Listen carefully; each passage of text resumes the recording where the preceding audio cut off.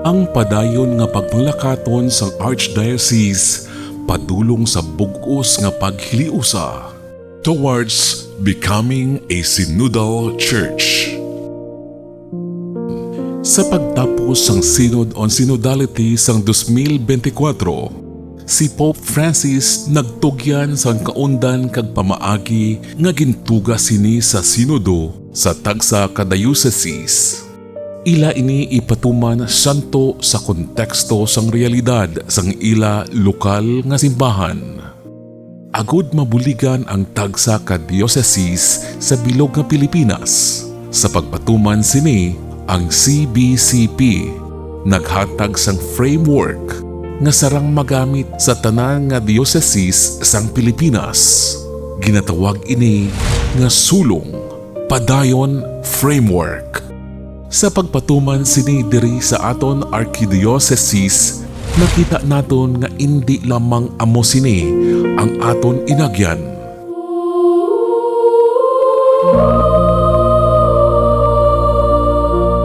Sa kadugayon na sang aton archdiocese, halin sa nauna nga parokya sini sa uton sang 1572. Tubtob karon, madamo sang aton mga inagyan nga sinodo nga sa karon buhi pa sa panumduman sang kalabanan. Ang PCP2 National, ang Third Synod of Haro Local, ang proseso sang pagbalay sang shared vision sang Archdiocese Local, kag sinilang ang Synod on Synodality Universal. Dugang diri, may mga nakalain-lain man nga parokya nga nagahiwat from time to time sang ila pastoral consultations.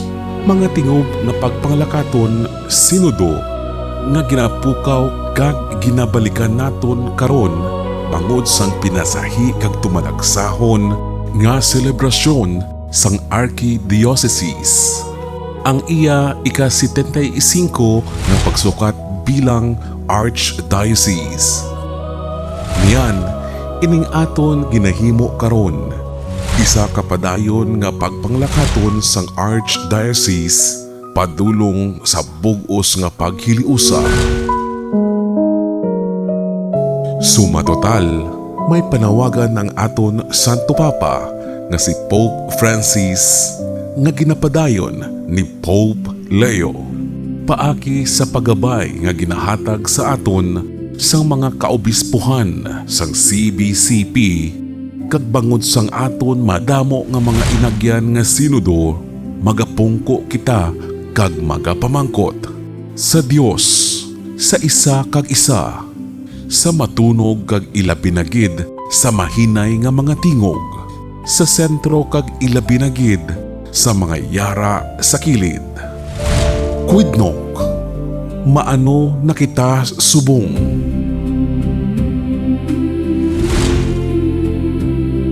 Ang aton kabugusan nga padulungan, general objective, amo ang isa ka synodal church, isa ka simbahan nga nagapanglakaton padulong sa bug-os nga paghiliusa. Ang general goal, hindi programa. Ang general goal, pamaagi nga kita tanan, mangin simbahan, the way of being church. Gani ang aton goal, mangin aton man proseso sa paglabot sini. Niyan, magatinguha kita nga mangin simbahan nga nagapamati sa isa kag isa. Simbahan nga nagabinag-binag sing tingob sang panawagan sang Dios. Discern. Simbahan nga may pakigbahin. Participation. Simbahan nga may pakigupod sa misyon. Collaboration. Simbahan nga nagadihon sang mga katuwang para sa misyon. Kag simbahan nga makapalapit kag mangin bukas sa iban. Reach out. Ini tanan pamaagi, nagikan ini sa aton pagtuo, pananaw kag pamatasan. Nagakinahanglan ini sang konserbasyon. Di, kulitnok, maano na kita karon.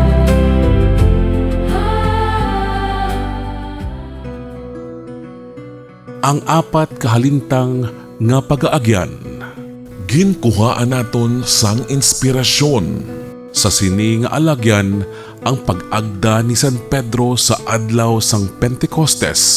Ini nagasiling, natublagid ang mga tao sang pagkabati nila sini sang ginwali ni Pedro. Gani nagsiling sila kay Pedro kag sa iban nga mga apostoles.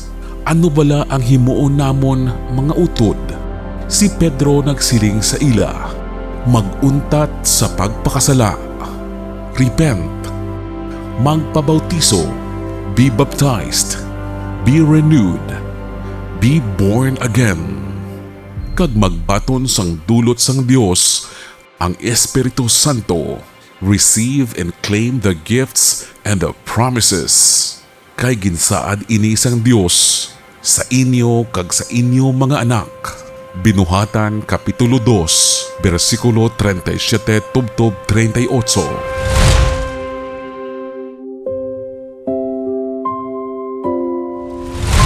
Una nga halintang, repent.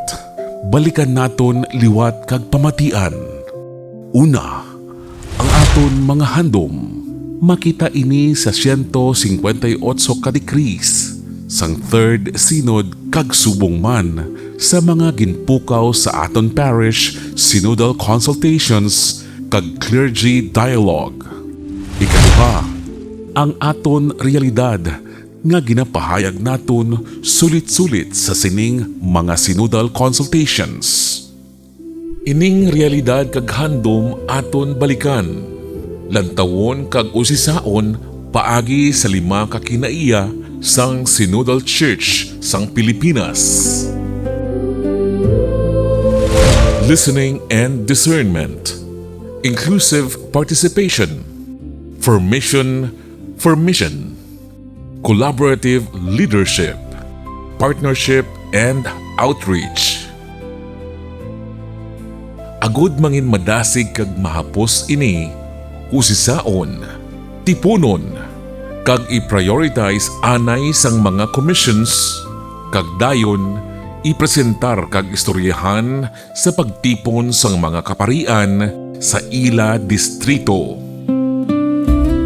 Ikaduha nga halintang, renew.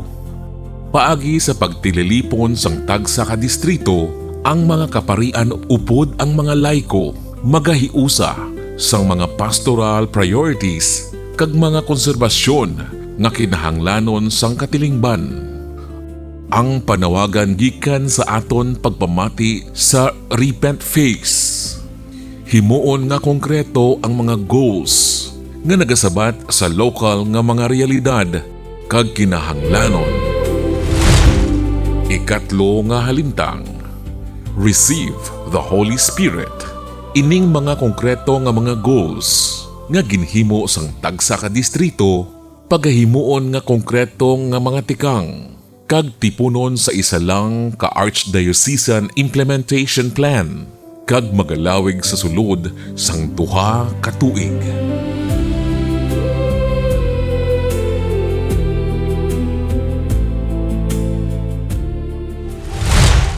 Agud nga masiguro nga ang goals kag pastoral priorities nga natipon sa sining implementation plan mangin makahulugan kag mapadayon hindi lang maalimunaw.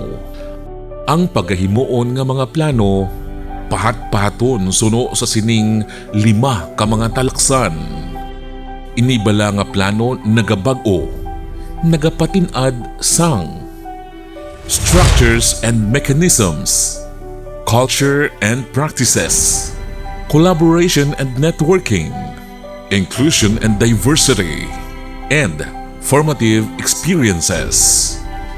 Ini nga mga talaksan nagasigurado nga ining aton sabat sa realidad kag kinahanglanon sang mga parokya bahin sang kabugusan nga kabuhi kag misyon sang simbahan. Hindi siya isolated. Hindi siya pugtak-pugtak lamang kag hindi siya paarak lang. Sa baylo ang implementation plan, nagasiguro nga ang pagbag-o nga aton ginadesisyonan. Mangin praktikal kag magadalas ang kinahanglanon nga pagbalhin. Dugang diri magatandog ini sang tanan nga aspeto sang aton kabuhi pastoral kag misyon. Ini nga halintang magatapos sa isa ka kasugtanan, covenant, kag pagpadala sa misyon, sending off. Sa tanan nga magapatuman sa sining mga konkreto nga plano, ang Archdiocesan Implementation Plan, upod ang Vademecum, mga istruktura kag pamaagi nga magagiya sang buluhaton pastoral, kag sasahi isang pagdumala administrative sa mga parokya.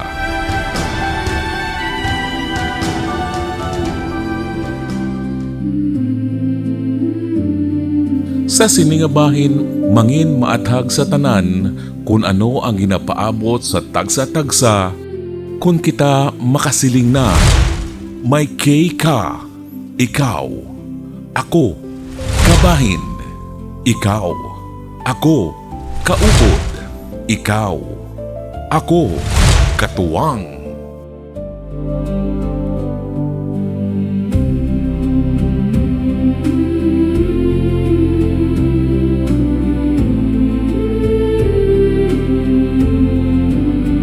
Ikaapat nga halintang, sustaining the journey, ang pagpasiguro sang pagpadayon kag pagpatuman igasunod.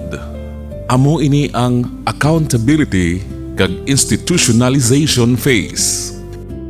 Paagi sa pagsakdag, pag-ubay, pagsubaybay kag paghiliusa kag ilabi na gid pastoral visit sang arsobispo kag sang district teams. Ginapasiguro nga ang bugos nga paghiliusa, ang synodality, hindi lamang isa kahitabo nga magalabay o kon proyekto nga may expiry, kundi isa ka pamatasan kag pamaagi nga nagapadayon kag mangin kabuhi sang tagsa ka parokya kag lokal nga simbahan. Diin na kita subong antes mapatuman ining mga hilikoton, ining mga halintang, kag samtang ginahanda naton ini, yara kita karon sa tion nga ginatawag naton putting the house in order. Sa sininga tion, ginapabakod ang mga sadsaran sang archdiocese, ang pastoral structures, kag leadership, agud masiguro nga ang pagpanglakato naton sa bug-os nga paghiliusa, synodal journey, mapadayon kay man. Bahin sang anibersaryo sang archdiocese, hindi lang sang pagsaulog sang mga nagligad nga kadalagan, kundi ang pagbinag-binag kag pagpatuman sang mga panghangkat sang Espiritu Santo nga padayon nga nagabag-o sa aton sa karon kag sa palaabuton. Bahin sa synodal way nga mas mahapos ang pagpamatiay kag mas bug-os ang partisipasyon sang tagsa-tagsa. Bahin sang pag-alagad kag pagpangulo sang bag-o nga arsobispo nga yara sa iya panimalay, curia kag commissions, magabulig pahayag kag patuman sang iya handom, santo sa handom sang nagkalain-lain nga mga sinodo nga ato na naagyan, lakip ang pamatasan nga ginapatubo kag ginapaabot sa tagsa-tagsa sang Synod on Synodality. Ano karon ang ginapaabot sa kada parokya? Ang pagtukod sang Tri-Councils, Parish Pastoral Council, Parish Apostolic Council, kag Parish Finance Council. Sila sini ang pagatugyanan sang preparasyon para sa lokal nga planning process. Ano karon ang ginapaabot sa kada vikaryato? Ang pagtukod liwat sang Vicariate Coordinating Committee VCC nga pagasakupan sang masunod. Tanan nga heads sang Tri-Council sang tagsa ka parokya, isa ka Vicarial Youth Representative, kag isa ka BEC Representative sa tagsa ka parokya kun may ara. Ang VCC sang tagsa ka Vicariate magasirbi man nga District Support Team nga magatrabaho upod sa ila Episcopal Vicar o kun EV. Dugang diri gikan sa sini nga grupo VCC magapili sang Vicariate Lay Delegate VLD. Siya formal nga iga-appoint sang arsobispo mismo kag upod sa Vicar Foreign. Ang VLD mangin katapo sang Haro Archdiocesan Apostolic Council JAAC nga amo ang pastoral arm sang Archdiocese. Ini ginapanguluhan sang Vicar General VG upod sa mga Episcopal Vicars EV. Ang Archdiocese sang Haro nga ginalakipan sang bug-os nga probinsya kag syudad sang Iloilo kag Guimaras. Nagasakop sang land area nga 5,023 kilometro kwadrado kag nagaalagad sang mga 3,082,540 ka mga Katoliko. Ang Archdiocese may ara sang 95 ka parokya kag isa ka mission parish sa Kenya sa Africa nga amo ang panguna nga mga pastoral nga komunidad diin ginapatuman ang ebanghelisasyon, katekesis, kabuhi sakramental kag pastoral nga pag-atipan.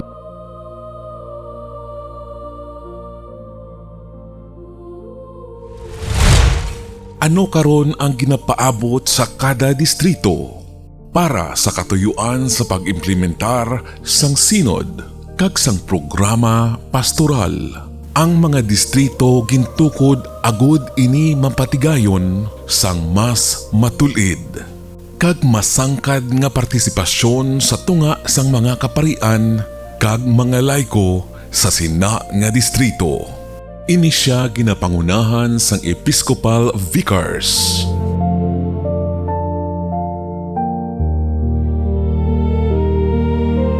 May iban pa ini nga katuyuan ang mga EVs magluwas sa Synod Implementation. Ang Episcopal Vicars may masunod nga mga katungdanan sa ila distrito. Ang pagpatawag kag pagtipon sang mga kaparian kag ukon sang mga laiko sa iya distrito. Ang pagpatigayon sang mga buluhaton angot sa pagpatuman sang sinodo kag sang implementasyon sini sa iya distrito. Ang pagpangulo sa district support teams nga ginapasakupan sang VCC sang tagsa kabikaryato sa iya distrito.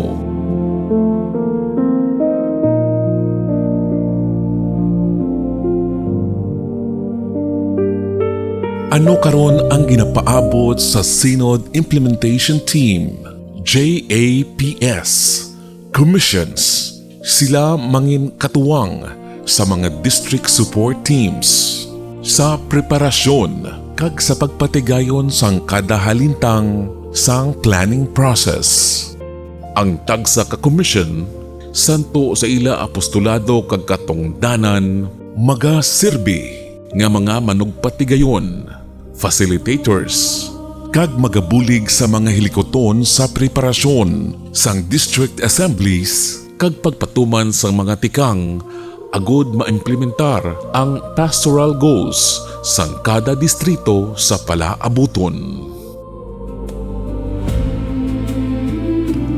Gani tagsa-tagsa sa aton, pari man ukon laiko, na ordinahan man ukon ordinaryo nga binunyagan.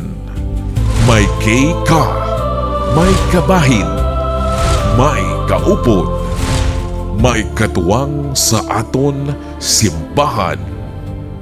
Santa Isabel de Ungria, igampo mo kami.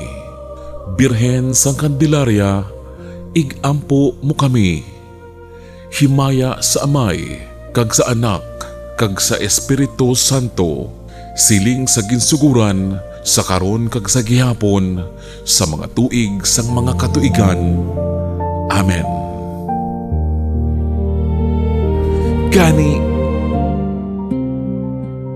Quidnok, ano nasubong?